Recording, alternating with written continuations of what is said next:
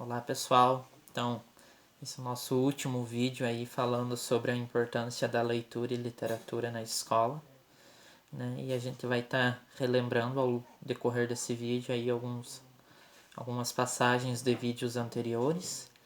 E agora, para começo do nosso vídeo, a gente vai falar sobre as estratégias para o incentivo à leitura em casa e na escola.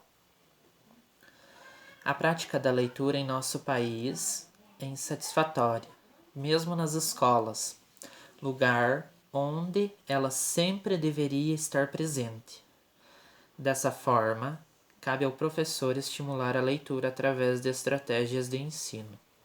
Estratégias essas que contemplem a diversidade de gêneros textuais existentes, que levem o aluno a pensar, a discutir, a interagir. Então aqui o professor em sala de aula é dever dele estimular, né? A leitura através das várias estratégias que estão aí disponíveis, né? Então o professor ele deve estimular a leitura de vários gêneros literários, né? Ele não pode focar em específico apenas em um, né? Ele tem que tentar abranger quanto mais ele puder trazer para a sala, melhor, né? Mais aproveitamento para os alunos, né? Tem que sair da mesmice, né? E tá sempre inovando as leituras em sala de aula, né? Como a gente já falou também em vídeos anteriores, que isso fica cansativo, não só para o professor, mas principalmente para os alunos, né? Tem que trazer bastante gêneros textuais diferentes, né? Que, como diz ali, que levem o aluno a pensar, a discutir, né? E interagir sobre aqueles gêneros, né? E é chato mesmo. Já pensou se o professor trabalhar o ano inteiro só poema? Vai chegar uma hora que aquele aluno não vai querer nem escutar falar sobre poema de tão cansativo que vai estar. Então, quando trabalha outros, é uma válvula de escape, né? Você não cansa nem de um, nem de outro.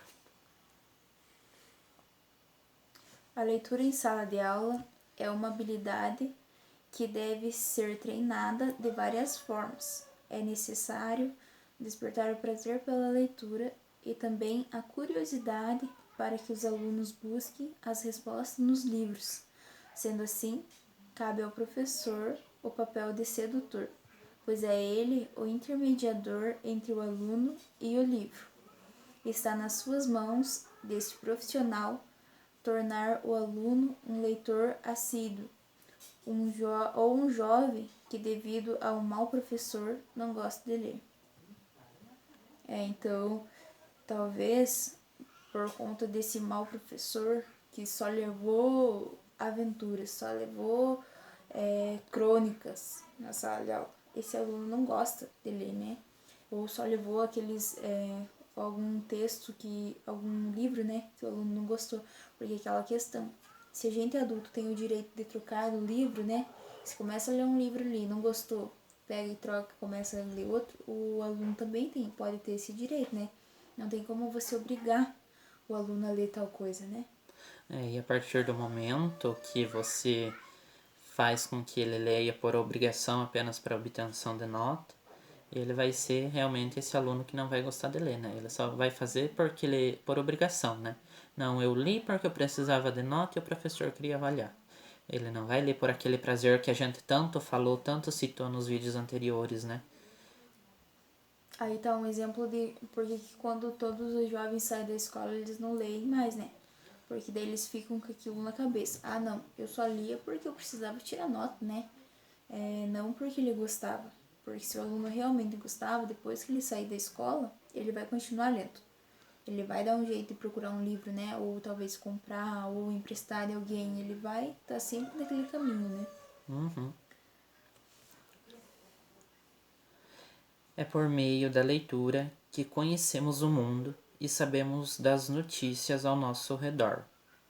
A leitura está presente no nosso cotidiano de diversas formas, pois ao lermos uma bula de remédio, um manual de instruções ou um rótulo de qualquer embalagem, já estamos praticando a leitura. né? Então aqui deixa claro que não precisa ser só livro para você ler, né? Qualquer coisa que você leia ali, você vai estar praticando, você vai estar conseguindo tirar uma informação, vai estar aprendendo com aquilo, né? E como o nosso tema diz, as estratégias para o incentivo à leitura em casa, realmente o professor pode pedir para que um aluno tire uma receita e leve para a aula, ou leia uma bula de um remédio, uma receita de um remédio que foi indicado para ele talvez algum dia, usar os meios, as formas que tem na casa dele, né? Não necessariamente só livros, né? Porque lá na escola não vai ter uma caixinha com uma bula de remédio, né? São as metodologias que o professor pode se utilizar para que ele leia em casa, né? Então, em casa você tem uma bula de remédio em casa, né? Qualquer medicamento ali que você compre na farmácia, ele vem acompanhado de uma bula, né? Então, é um exemplo de uma metodologia que o professor pode estar usando para que o aluno, o adolescente, leia na casa também.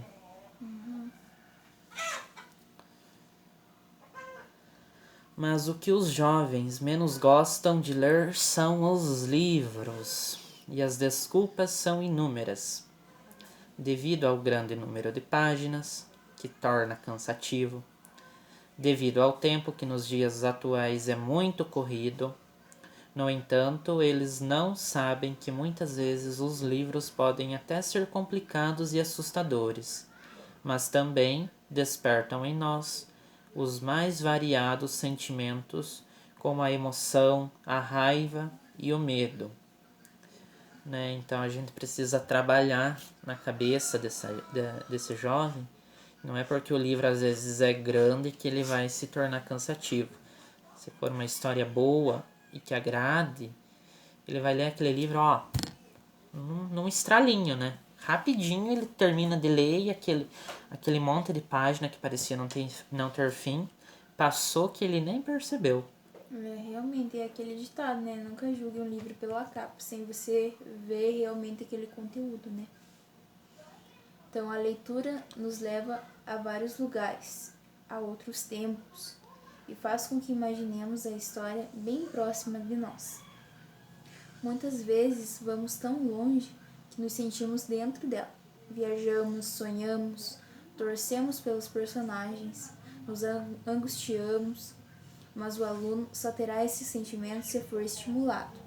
Se alguém lhe apresentar este mundo, abrindo as janelas de um livro, decodificando os mistérios que estão escondidos por detrás de suas páginas. Realmente, o aluno só vai ter essa experiência de estar dentro de uma história se ele tiver oportunidade, né? E for estimulado, né? Para ler. Como a gente disse no comecinho ali, o professor ele precisa ser um sedutor da leitura, né? Seduzir seus alunos a lerem. Atualmente, há uma troca. Os alunos apenas leem para obter nota. Quando o professor apenas avalia os números e não o prazer pela leitura, o professor deve ser exemplo de leitor e indicar obras de acordo com cada faixa etária. Então aqui é aquilo que a gente falou, que o professor só quer notas e só vai cobrar números dos alunos. Então não tem como o aluno gostar daquilo mesmo, né? Porque ele vai se sentir obrigado a fazer aquilo. A escola deve oferecer uma ampla biblioteca, com livros para as diferentes fases da criança ao adolescente. Com bons livros, trazendo leituras atuais, aventuras e também os clássicos, para que através de uma grande variedade o aluno descubra qual o seu tipo de leitura preferido, fazendo com que ele participe da sociedade e a questione quando for necessário, que seja um cidadão crítico. O professor deve trabalhar com vários gêneros textuais. Deve utilizar diferentes materiais como jornais, gibis e revistas, proporcionar debates, visitas à biblioteca, mostrar aos seus alunos que a leitura não é um mero passatempo, mas que ela pode torná-los cultos e os levar a defender ideias e a crescer.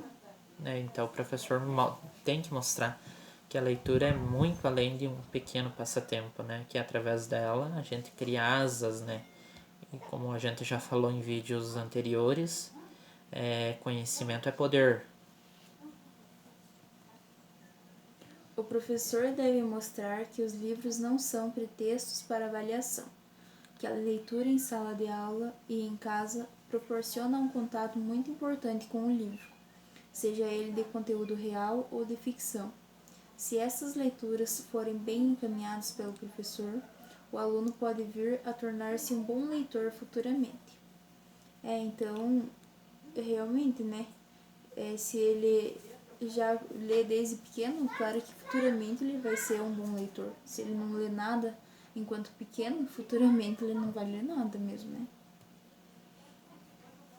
Porém, sabe-se que essa não é uma tarefa fácil para os professores, pois se o aluno já tem um preconceito sobre a leitura, será trabalhoso o caminho para resgatá-lo. É uma tarefa difícil, mas não impossível, se o professor encaminhar leituras que despertem o interesse do aluno e logo após inserir aos poucos outras leituras, como por exemplo alguns clássicos da literatura, os quais fornecem uma linguagem literária muito rica, o que pode melhorar o vocabulário do aluno. Então o professor ele precisa trabalhar na cabeça do aluno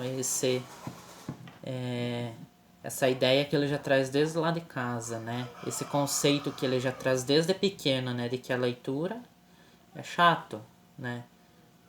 Então o professor precisa trabalhar para mudar essa ideia primeiro dentro da cabeça, porque não adianta você insistir, apresentar um monte de material sem ter trabalhado isso na mente ainda, né? Reverter esse processo, né?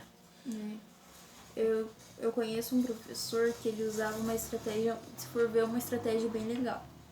Ele pedia para os alunos lerem alguns clássicos, né? E no final do bimestre, ou trimestre, ele passava o filme do resumo de um daqueles livros. Porque aí o aluno, ele via, ele sentia mais aquela história, né? Às vezes eles liam meio correndo, talvez não tinham entendido, aí ao eles verem aquela obra se tornar uma arte, né, que é um filme ou talvez uma minissérie, sei lá, né, chamava mais a atenção deles, né. Esse é um trabalho que deve ser feito com cuidado, pois se o professor obrigar o aluno a ler livros enormes e desinteressantes no seu primeiro contato com a leitura, isso causará o desgosto ao invés do prazer, e será muito difícil recuperá-lo. Talvez seja este o motivo pelo qual muitos adultos não gostam de ler. São pessoas que na infância não foram incentivadas à leitura. Então a gente vê aí a consequência do professor que, ao invés de incentivar, ele obriga, né?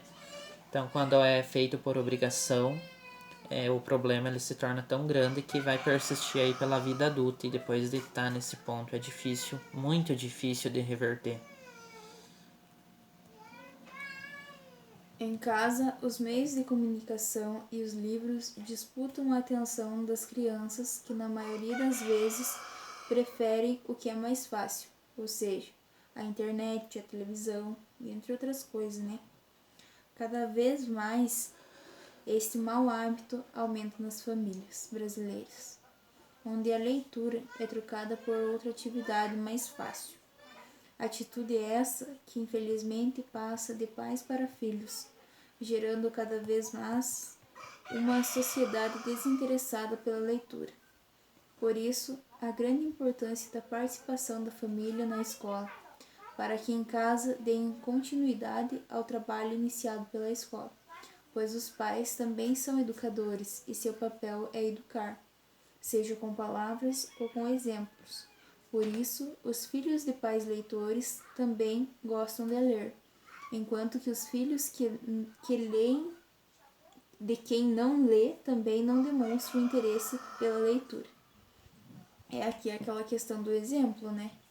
Se você tem uma família que só fica na frente da televisão, os filhos vão ficar na frente da televisão. Não tem como um filho pegar um livro.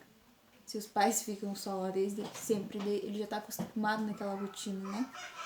Aqui a gente pode usar como exemplo os filhos que têm os pais que têm algum vício, né?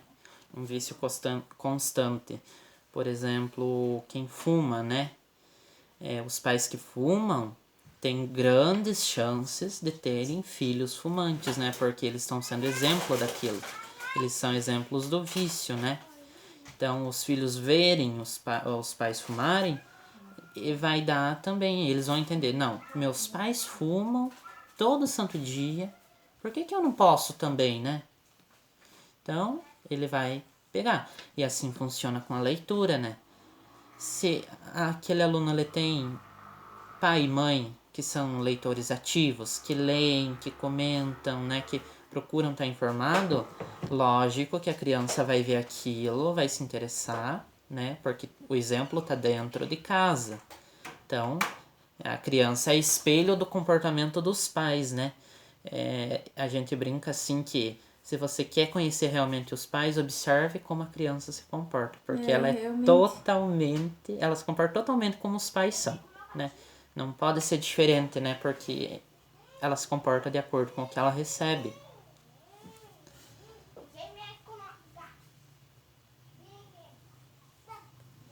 O desenvolvimento de interesses e hábitos permanentes de leitura é um processo constante que começa no lar, aperfeiçoar-se sistematicamente na escola e continua pela vida fora, através das influências da atmosfera cultural geral e dos esforços conscientes da educação e das escolas públicas.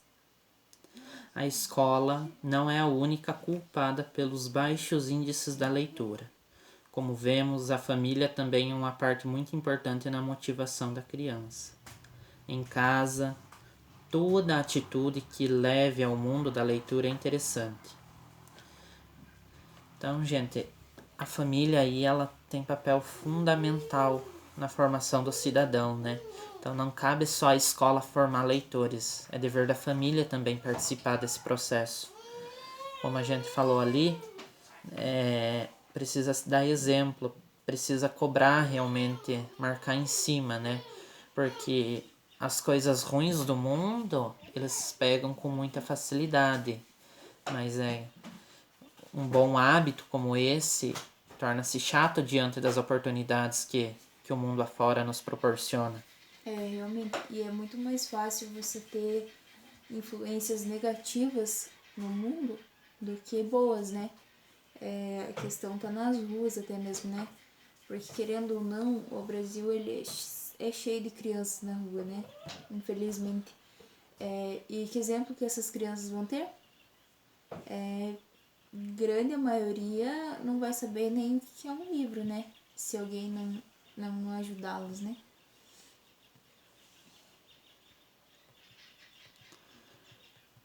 Na escola, o trabalho com a leitura não deve se resumir à sala de aula, uma vez que toda escola possui uma forte aliada no incentivo à leitura, que é a biblioteca. Um espaço que deve ser bem estruturado, confortável e ser um espaço dinâmico, preparado para suprir os interesses e dificuldades dos alunos. Então, gente, uma biblioteca bem pensada em uma escola aí abre muitas oportunidades, né?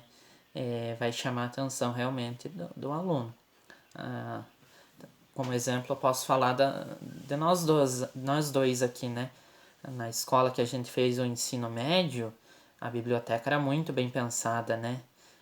Tinha organizado assim, e além dessa organização e das mesas ali dos livros dispostos, tudo organizado bem certinho, ela contava com alguns sofás bem confortáveis para a gente sentar lá, relaxar, escolher o livro e ficar bem à vontade.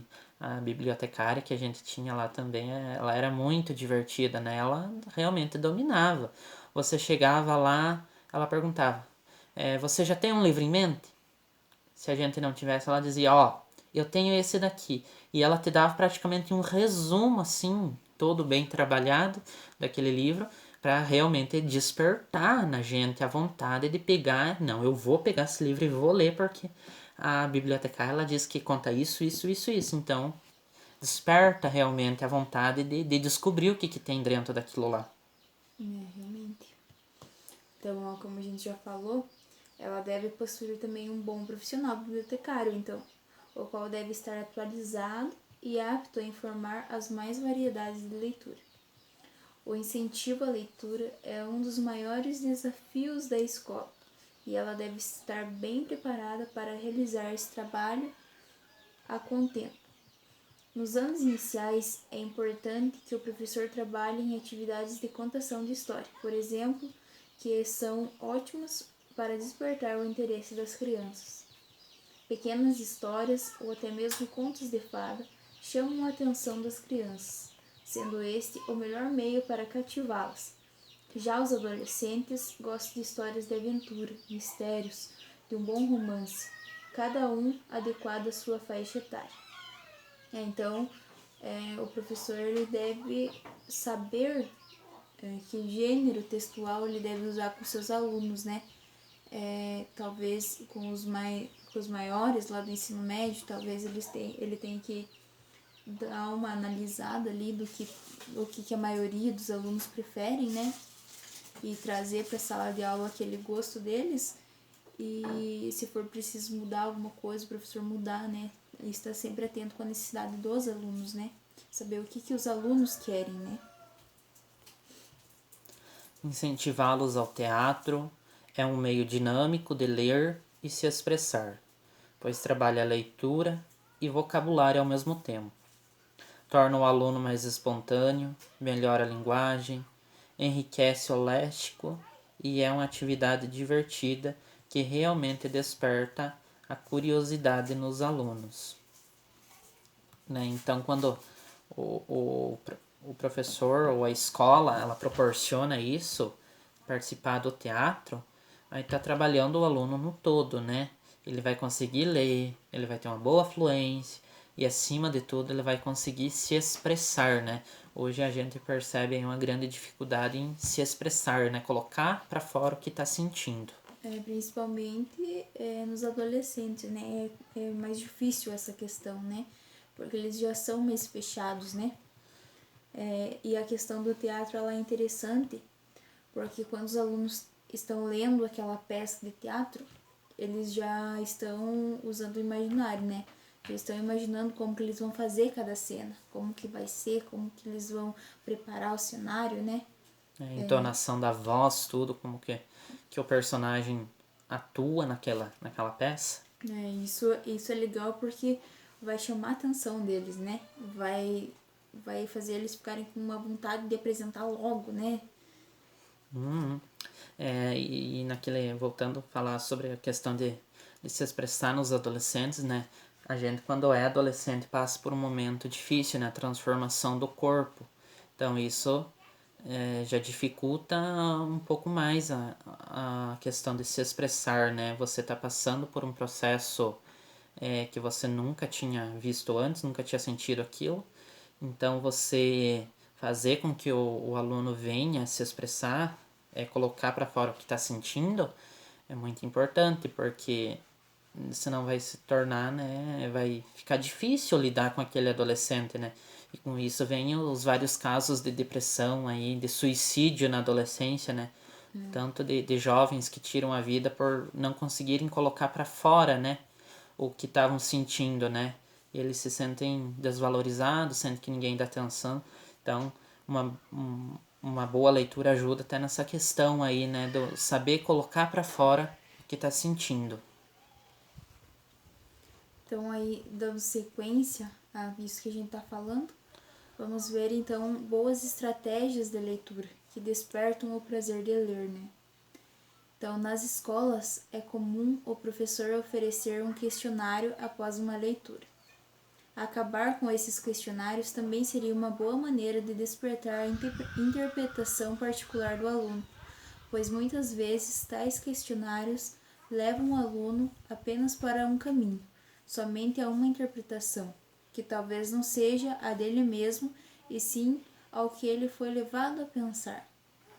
existe um leque de interpretações que podem ser feitas, e o aluno deve ser induzido a pensar, questionar-se sobre o que ele acabou de ler, sobre seus conhecimentos de mundo, e assim, após uma enorme mistura, onde o estudante busca seus conhecimentos e crenças, ele chega a uma conclusão, mas não a conclusão que o autor ou o professor deseja, induzindo a responder mecanicamente o questionário, sem precisar pensar.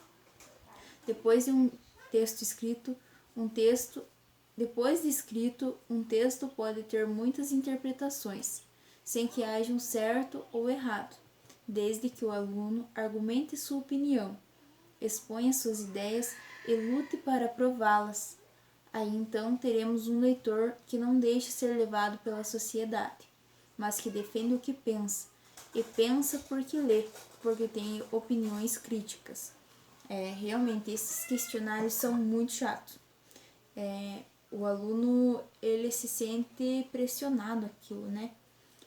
Talvez ele pegue um livro ali, ele dá aquela olhada básica, assim, do começo, do meio do livro, lá do final, e ele já tem uma ideia do que é aquela história e não quer nem saber de detalhes, porque ele só vai responder ali algumas coisas, né?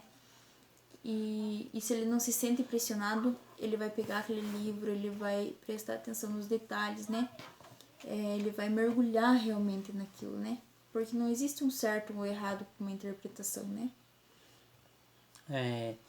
E a questão dos professores que usam questionários é isso daí, né? Ele vai levar uma sala inteira a pensar apenas de um jeito, né? Enquanto que se ele deixasse cada um interpretar da sua maneira, do seu ponto de vista, pense, se fosse uma sala com 30 alunos, seriam 30 interpretações diferentes de uma mesma obra, né? Então, já pensou na variedade que seria isso para a sala de aula? A escrita, quando bem trabalhada, estimula também a leitura. Se um aluno não escreve bem, consequentemente ele não lê bem. Atividades de redação bem encaminhadas por um professor, onde elas sejam expostas ou publicadas sem que os alunos apenas façam por fazer, ou pela nota, ajudam muito.